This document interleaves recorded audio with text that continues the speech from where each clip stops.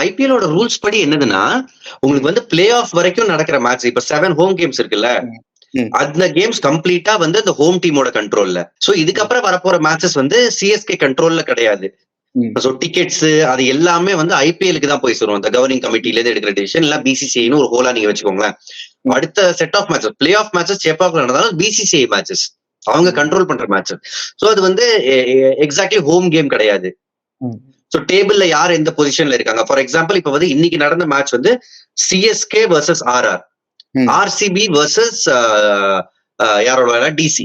Home team யாரோ அவங்க பேர் தான் ஃபர்ஸ்ட் வரும். சோ அவங்க தான் ஹோம் டீம். பட் பிளே ஆஃப்னு வரப்போ டேபிள் பொசிஷனை வச்சு எது ஹோம் டீம்னு மாறும். லிட்டரலி ஹோம் கேம் கிடையாது. கோட் அண்ட் கோட் என்னதான் ஹோம் வென்யூவா இருக்கலாம் அந்த டீமுக்கு. பட் டிக்கெட், அந்த ரெவென்யூ அண்ட் யார் எந்த பொசிஷன்ல இருக்காங்கன்றது பொறுத்த எது ஹோம் டீம் எது அவே டீம்னு டிசைட் ஆகும். சோ இதுதான் last home game for MS Dhoni. நடந்த நிகழ்வு அதை ப்ரூவ் பண்ணுச்சு.